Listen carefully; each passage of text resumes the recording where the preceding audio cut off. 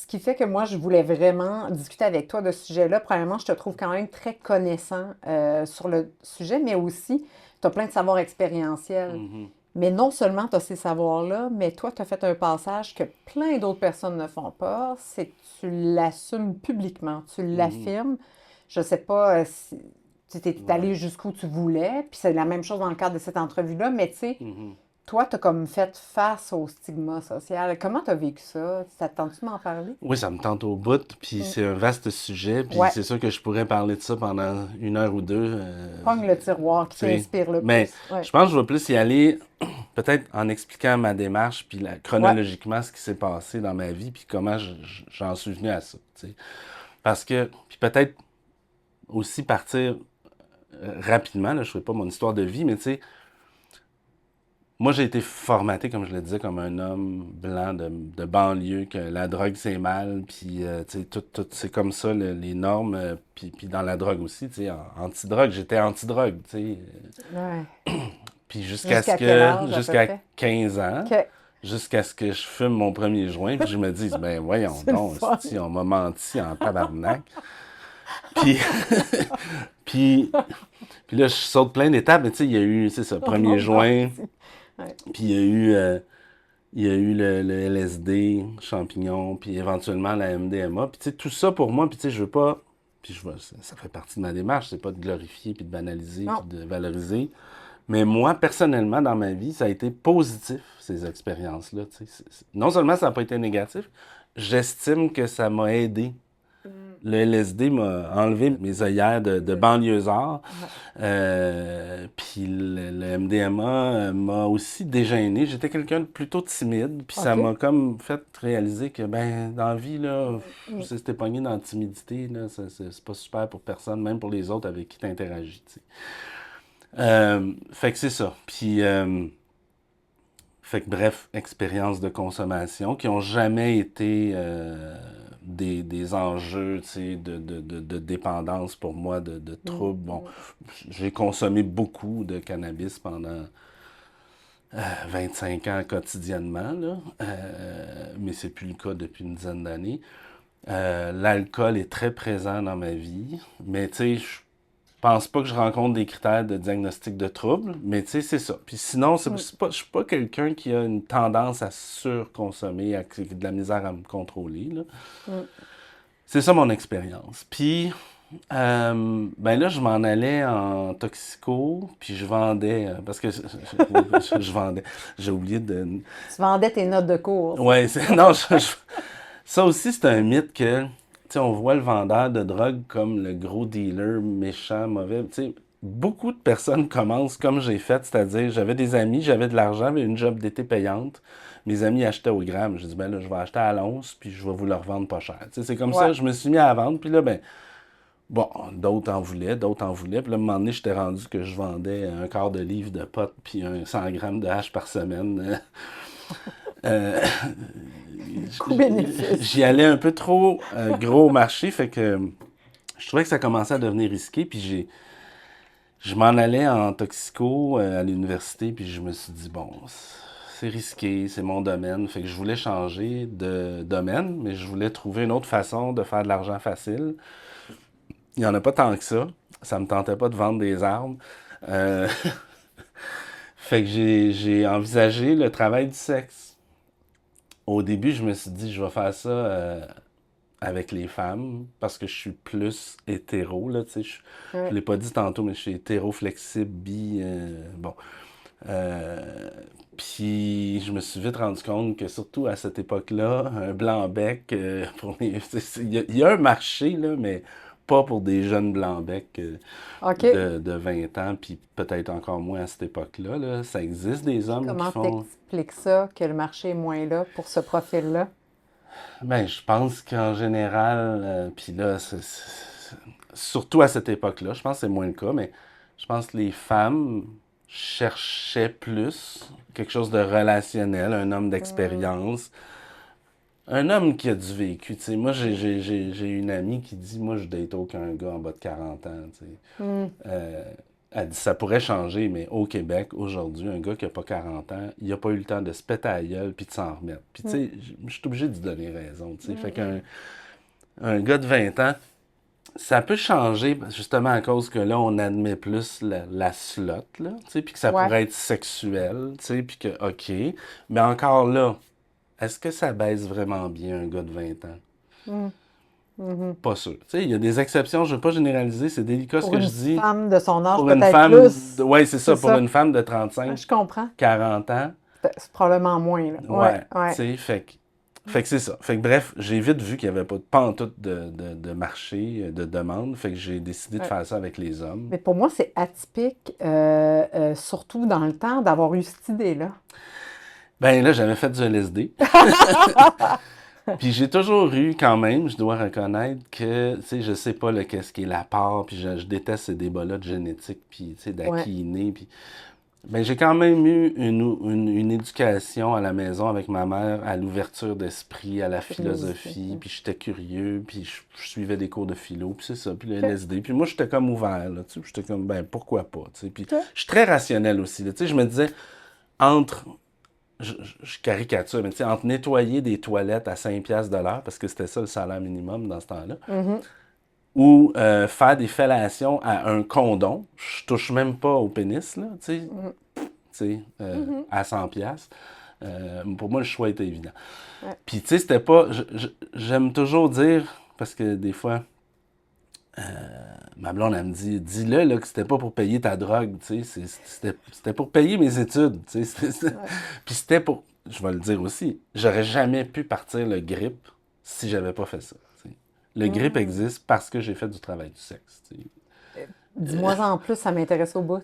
Ben, je faisais des études, puis je continuais après ça à la maîtrise. J'étais pris par mes études, puis partir un organisme comme le GRIP, c'était hyper chronophage, ça demandait du temps que j'avais pas, puis que j'aurais pas eu en travaillant à 5 piastres Je de l'heure. Tu comprends. sais, je Je te l'ai eu suis. parce que je travaillais à 100 piastres de l'heure. Ouais, Tu sais. ouais, ouais. C'est juste pour ça.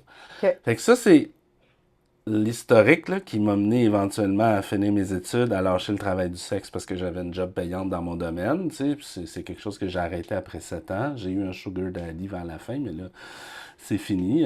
Et quelqu'un l'autre fois il me disait, tu le referais-tu? Ben, tu sais, ça dépend combien. Là, tu sais. Là, tu sais, Je suis ouverte. je suis ouvert. Tu sais. Mais, J'étais comme, ben, 1000 piastres. Oh, 500, là, tu sais. Non, OK, mais là, vas-y. j'arrivais à ce que tu me demandais, là, c'est-à-dire Ouais, mon coming out. Parce que ouais. tout ça, mes amis proches, ma famille, puis même mes collègues de classe, là, puis de travail proches, là, tout le monde était au courant de ça. Moi, j'ai toujours été très transparent. Mais tu sais, on pourra revenir là-dessus, mais tu sais, oui, oui, je suis quelqu'un de transparent, puis tu sais, peut-être certains vont dire courageux, puis je prends des risques, pas trop, mais tu sais, c'est tout calculé, puis je suis quand Tu même, réfléchis. tu sais, on parlera de ça, là, les identités, la mixité, les intersections, tout ça, tu sais, puis pas mettre trop en boîte les gens, je suis pour ça, mais en même temps reconnaître les oppressions, puis tu sais, puis que je suis quand même un homme blanc, cisgenre. Ça passe mieux de dire je fais du travail du sexe. Peut-être moins avec des. Peut-être moins, par exemple, avec des personnes homophobes, mais je veux même pas Ouais. leur parler. Moi, j'ai toujours eu cette pensée-là. Je vais te dire qui je suis. Ceux qui aiment ça, ils vont s'approcher. Ceux qui aiment pas ça, ils vont s'en aller. Tu sais. Ça fait un Mais je veux tri. dire, j'ai pas eu à subir des choses que probablement une femme tu sais, aurait pu plus subir par Mais mettons rapport une à. femme prof à l'université qui dit Ouais, j'ai déjà fait du travail du sexe, c'est ça. ça aurait peut-être même pu faire les manchettes, Ouais. tu sais. Mais même avant ça, tu sais, plus jeune, je pense que même une étudiante qui dirait ça passerait peut-être moins bien. Mais là, bref, ma vie continue, puis là, je parle de grippe, je suis prof en dépendance, puis je suis souvent aussi interviewé dans les médias, puis je parle toujours de j'ai déjà consommé, mais jamais je dis je consomme. Là, il y a le contexte de légalisation du cannabis qui arrive, qui change quand même la perception, en tout cas pour le cannabis. Puis, Je me souviens, j'ai témoigné devant la commission sur le projet de loi là, sur la légalisation du cannabis au Québec, puis j'ai dit en témoignant, j'ai dit quand on va au tam-tam, il y a bien du monde qui fume, tu sais. Puis mon frère qui avait étudié en relations publiques, il m'avait dit, dis pas quand on va, dis quand les gens vont, tu sais, parce qu'il dit, on se doute déjà assez que tu fumes du pot, tu sais. Ouais. Il Puis tu sais, t'invitait à la ça prudence. m'avait, Ouais. ouais, il m'invitait à la prudence, puis ça m'avait questionné. Je me disais, ah ouais, tu sais. Puis après ça, j'avais eu une entrevue avec Benoît Dutrisac. Puis ça faisait plusieurs années que les médias me demandaient jamais, tu consommes-tu, tu sais. Puis j'avais dit, j'avais déjà consommé. Puis là, Benoît Dutrisac m'a dit, avez-vous consommé récemment, Monsieur Fallu? Puis j'ai été pris de court par la question, puis j'ai dit, ben, c'est quoi récemment? Mais, tu sais, dans le fond, sa question était un peu chienne, là. Dans le fond, il voulait juste dire, il est rendu fort, le pote, aujourd'hui. Tu sais. C'était juste pour ça qu'il me posait la question. Mhm. Puis j'ai dit, ouais, ouais, ça m'est arrivé, tu sais. Puis là, déjà, il y avait ça. Puis, il est arrivé un événement très marquant où j'étais à Porto pour la conférence internationale sur la réduction des méfaits. Puis, il y avait Carl Hart Mhm. qui, lui, a révélé sa consommation d'héroïne, microdosage publiquement, qui est un prof de psycho, un neuroscientist aux Consommation États-Unis. actuelle, là. Oui, oui, actuel. À Columbia, il était même le directeur du département. C'est une sommité. Il a publié dans Nature, tu sais, dans Science. Tu sais, il y a un gros. Puis lui aussi, il a tout un parcours. Puis malheureusement, tu vois, j'ai entendu des gens dire, ben lui, on sait bien, il est noir, ça, qu'il consomme, tu sais. Fait Ah. que Ouais. c'est super intéressant cette affaire-là. On va Ouais. y revenir, là. Mais bref, lui, il nous a dit, sortez du placard, tu sais. Parce que si on le fait pas, il n'y a rien qui va changer. Puis là, lui, il est vraiment, lui, il est prêt à faire de la prison. Il dit, c'est pas grave si on va en prison, il faut que ça change. Des gens qui Dissidence. meurent, tu sais, puis Ouais. c'est ça, dissidence. Ça m'avait marqué. Puis 6 mois après, je donnais une conférence de clôture à un colloque au Québec avec tout le monde en dépendance. Puis là, pendant 2 jours, on parlait des politiques, puis de la crise. Puis là, j'étais comme, ça change pas, ça, rien qui change parce que les politiciens s'en foutent, la population s'en fout. Il n'y a pas d'argent, tu sais. Puis pour moi, tout ça, c'était à cause de la stigmatisation de Mhm. ces personnes droguées, que c'est de leur faute, puis c'est des mauvaises personnes, puis des déchets, puis on voit juste des représentations de déchets sociaux dans les Ouais. médias, tu sais. Les gens qui consomment sont dans la rue, là. Ouais, Ouais. alors qu'il y a des policiers, des politiciens, des avocats, des juges, des comptables, tu sais, des journalistes, Ouais. en masse qui consomment, mais on ne voit pas ça, c'est pas des représentations, c'est super hypocrite. Fait que là, je me suis dit, puis tu sais, c'est un risque calculé, là. J'étais un homme blanc cis, on vient de légaliser le pot, T'étais prof je suis agrégé. prof agrégé, j'ai une carrière, je suis établi, tu sais, Ouais. ma crédibilité est établie. Je suis connu du public, fait que là, j'ai dit, OK, là, je vais le dire ici. Là, c'était un peu plus public, là. Il y avait quand même 300 personnes, le monde du ministère de la Santé. Hmm. Puis, tant qu'à y être, j'ai dit, ben, je suis aussi polyamoureux, j'ai aussi été travailleur du sexe, puis j'ai même vendu du pot, puis j'ai dit, bon, je vais arrêter là pour aujourd'hui. Euh, Wow! Les puis, gens devaient être. puis j'ai eu une ovation, tu sais, puis il y a un jeune homme Hmm. qui est venu me voir, merci, merci, merci, puis ça m'a comme confirmé que j'avais fait la bonne chose. Hmm. Puis là, j'ai décidé de continuer dans cette voie-là. Je l'ai mis sur Facebook, Hmm. puis Twitter le lendemain.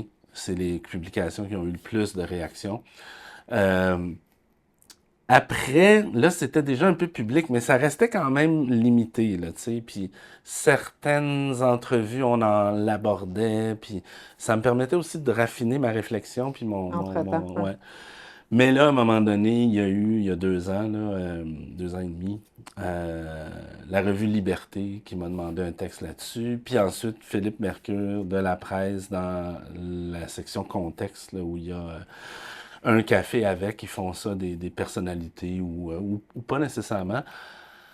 Euh, il m'a demandé de parler de ces coming out-là. Puis c'était même pas lié les deux demandes, là. C'était arrivé en même temps. Parce que j'avais parlé à Philippe Mercure dans un contexte un colloque sur le cannabis pour les journées de santé publique. Il était là pour parler d'un livre sur le cannabis.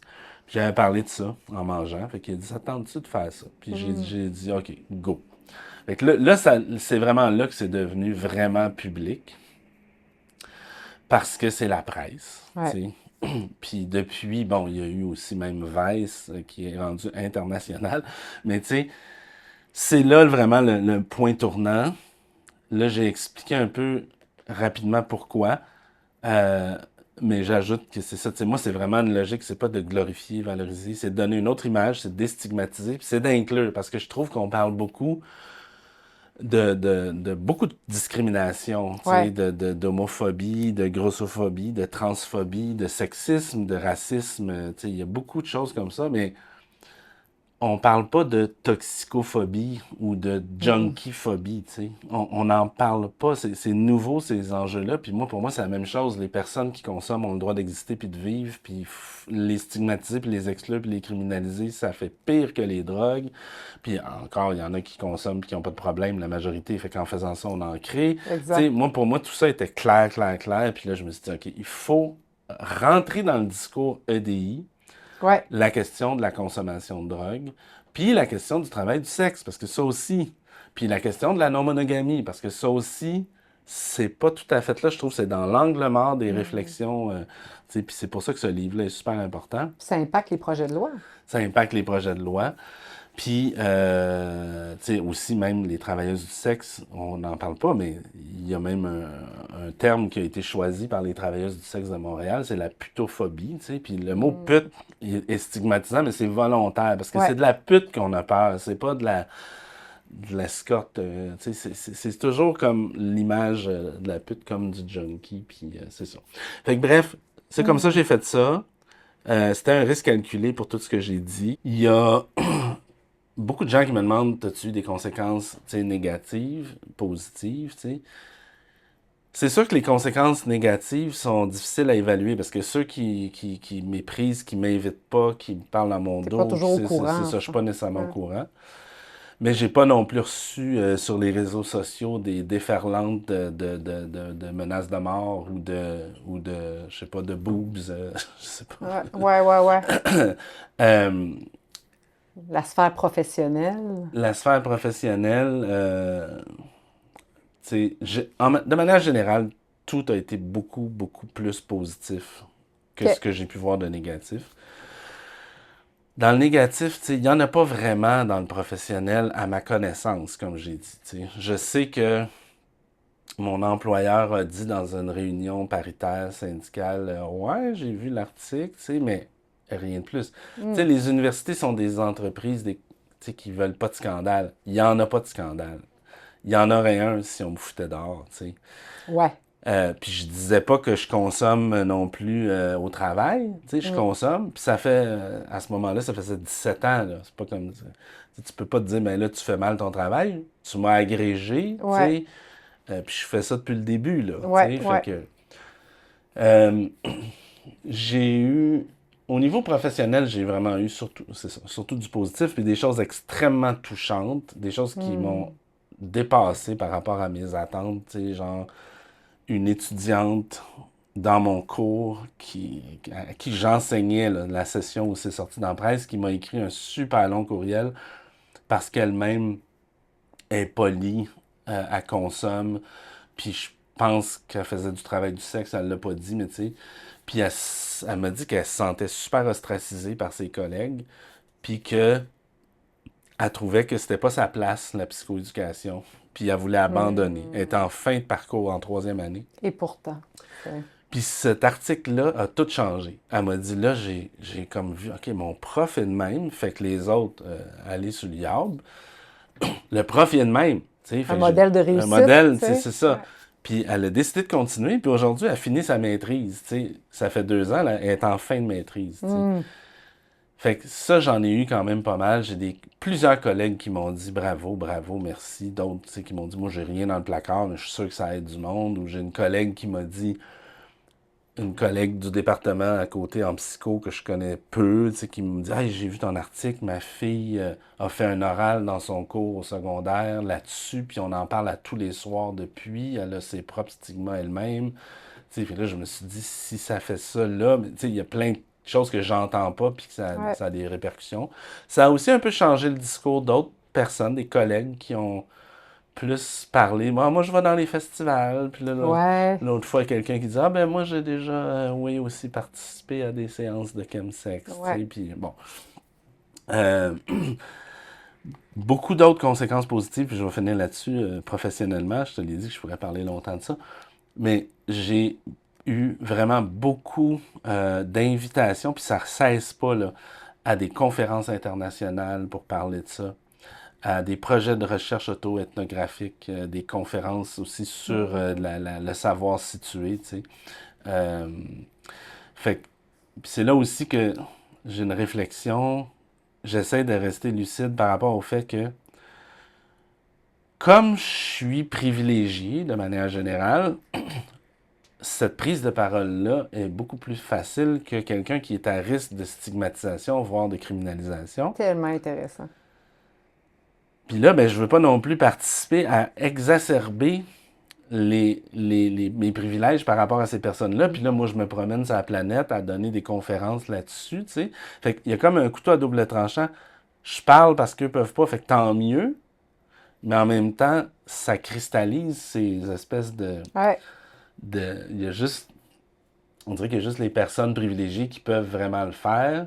Puis dans mon cas, ça a été, comme je le dis, plus positif. J'ai eu une reconnaissance, j'ai une reconnaissance de Ouais. mes pairs, qui aurait peut-être pas été le cas partout sur la planète, là. Il y a des gens qui m'ont dit en France, c'est très mal vu d'être proche de son objet d'étude.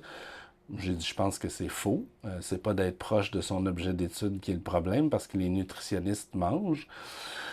C'est l'objet d'étude, tu sais. Ça dépend de ton objet, là, tu sais. Ouais. Mais c'est ça. Puis sinon, la plus grande conséquence négative que j'ai eue, c'est ma mère qui a Ouais. encore à ce jour absolument pas compris.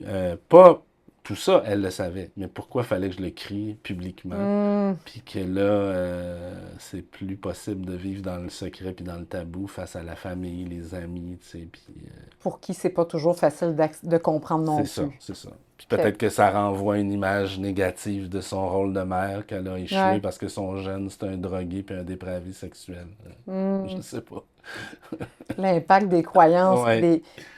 Puis je t'écoutais, puis c'est drôle, finalement, tu es allé à des endroits que déjà par toi-même, mais tu sais, c'est touchant que tu vois que moi, je veux pas inciter des gens à prendre une voie qui vont peut-être leur nuire eux, Mhm.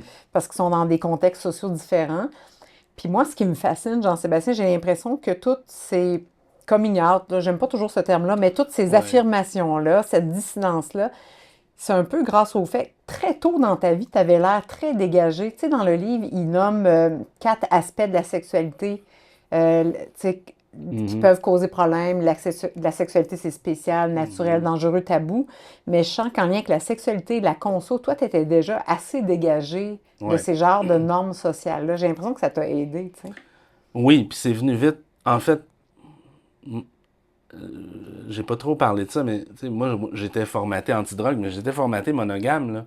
Tu Ouais. sais, puis ma première blonde, j'étais pas juste monogame, j'étais jaloux, possessif, là. Tu sais, Mm. c'est ma blonde, là. Puis, tu Ouais, sais, ouais. puis au bout de... C'était ma première expérience, là. Au bout de 6 mois de relation, parce que, tu sais, le début d'une relation, c'est toujours assez... Ça compte tout, tu sais. Mais là, au bout de 6 mois, ça devient moins le new relationship energy. Mm. Puis là, je commençais à avoir des envies, des désirs, des attirances pour d'autres. Puis ça Ouais. m'a profondément troublé parce que je ne voulais pas. Je suis un gars aussi intègre, tu sais. Je veux Ouais. dire, je suis pas capable de faire le contraire de ce que je T'avais un dis, tu dilemme sais. moral, un Fait que là, inconfort, là, ouais. j'étais comme, hey, j'ai même pas 20 ans, j'ai envie de d'autres. Je vais pas résister à ça juste toute ma vie, là. Ça me semblait inconcevable. Mais ça me semblait tout aussi inconcevable de tromper Mm. ma blonde. Fait que là, j'étais T'étais vraiment pogné coincé, là, là, là. j'étais Ouais. pogné. Fait que là, qu'est-ce que je fais, tu sais? Fait que là, on a exploré de l'échangisme, tu sais, du sexe à 3-4 dans notre réseau qui était aussi assez ouvert. LSD aidant aussi, tu sais. Des réflexions beaucoup sur l'amour libre. J'ai beaucoup de réflexions, puis au bout d'un autre 6 mois, j'étais comme clair pour moi que je pouvais pas être fidèle. Sexuellement, plus tard, c'est devenu clair que même plus que ça, là, c'est pas juste Mm. ça aussi. Romantiquement, tu C'est veux ça, dire, c'est ça. romantiquement aussi, tu sais. Moi, personnellement, je pense que ça correspond à beaucoup d'évolutions d'hommes, là. Tu sais, à 18 ans, bon, peu importe la romantique, le sexe, ça suffit. Bon, c'est pas pour être mieux que personne, mais aujourd'hui, du sexe désincarné d'une relation, tu sais, puis encore là, je veux pas non plus stigmatiser, c'est bien correct, mais tu sais, moi, je trouve ça moins satisfaisant quand il n'y a pas un minimum de relation, de connexion, là. Mm. Fait que j'y ai dit à ma blonde, ben moi je peux plus, puis ben on s'est laissé dans la tristesse parce Mm. que c'était elle pas du tout, puis aujourd'hui je vois bien que c'était ça qu'il fallait, là, mais tu sais, sur le coup ça a été difficile. Mm.